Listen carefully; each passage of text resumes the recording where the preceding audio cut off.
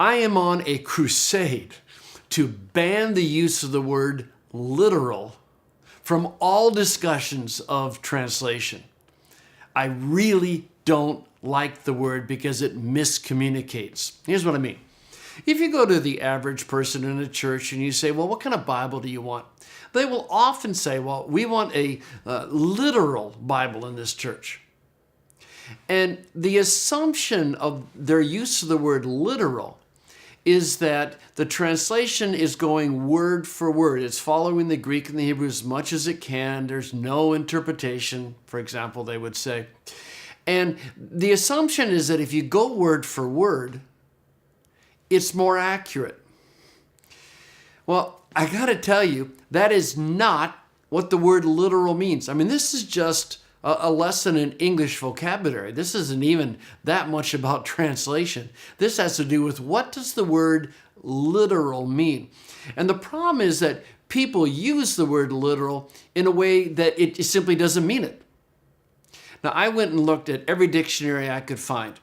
And I looked up the definitions of the word literal. And there's a real consistency across all the dictionaries. This particular one is the American Heritage Dictionary. And it gives 3 definitions for the word literal, 3 basic definitions. Being in accordance with, conforming to, or upholding the exact or primary meaning of the word or words. Meaning.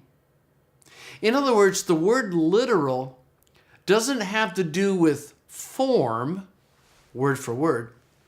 The word literal in English has to do with meaning. That's my basic thesis. Now, there is a second definition, word for word or verbatim. I'm going to come back and talk about that. And the third is avoiding exaggeration, metaphor, or embellishment. Now, the basic message of the dictionary is very clear, that the word literal does not concern itself with form, it concerns itself with meaning. In other words, it wants to convey from point A to point B the same meaning. They want to get the author's intent, and they want to know the author's intent in writing something without embellishment, right? Without exaggeration, without changing it. And you can hear it. Just think how you use the word literal. You're talking to someone, you're trying to figure out what someone else said. So no, tell me literally what they said. Did you hear that? Tell me literally what they said. They're not asking you to do a translation word for word, but what they are saying is, give me the words that he used, don't embellish them, don't change them. Okay, so the basic meaning of the English word literal has to do with meaning, not with form. Now, let me go back to definition number 2 because it's really easy to misunderstand it. Remember, it says word for word or verbatim. It's interesting in the dictionaries to look at their examples under that category. And those examples explain what that category means. For example, one dictionary says the 300,000 Unionists, whoever they are, will be literally thrown to the wolves. Really? You're going to have a pack of wolves that are going to kill 300,000 people? Well, that's not what the word literally means there, does it? Or my other favorite example is another dictionary speaks of 15 years of literal hell. Well, it's not literally hell, right? I mean, that expression is used to explain a horrible, horrific, miserable time. But not hell, not Hades, not Sheol. See, I think what that second definition means is tell me what the person said without exaggeration, without embellishment. Just give me what that person said. And the problem is, when you realize that's what that definition means, you can't apply it to translation. You can apply it English to English communication or Mandarin to Mandarin communication, right? Tell me literally what he said. But when you're going from one language to another, you just can't do it. You cannot, in the traditional sense of literal, you cannot literally translate anything. It's impossible. Now, I'm going to give you some more examples in later episodes, but let me just give you an example. John 3:16. If you're going to go word for word in John 3:16, this is what it says.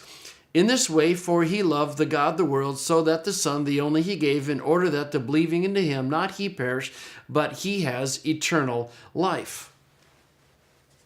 Now, that's a word for word translation. But even in doing that, I had to interpret, because there are Greek grammatical constructions that we don't have in English.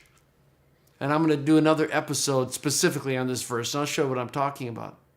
The point I'm trying to make is that if a publisher wants to market a literal translation, the only kind of Bible they could possibly be selling is an interlinear. Because when you go word for word, you get stuff like John 3:16. And John 3, I just chose that because it's a well-known verse. I could have chosen almost any verse in the Bible, and it would result in that kind of gibberish. Okay? So the word literal means what's the author's intent? Without embellishment, without exaggeration. Convey the author's intent to me, for example. That is not what people mean when they say they want a literal Bible. And so my concern with literal is, one, is that it's miscommunicating.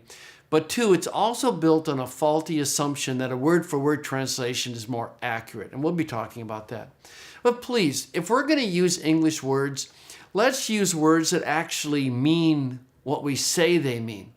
And the word literal does not mean word for word in the sense of going from English to Greek. It means without embellishment.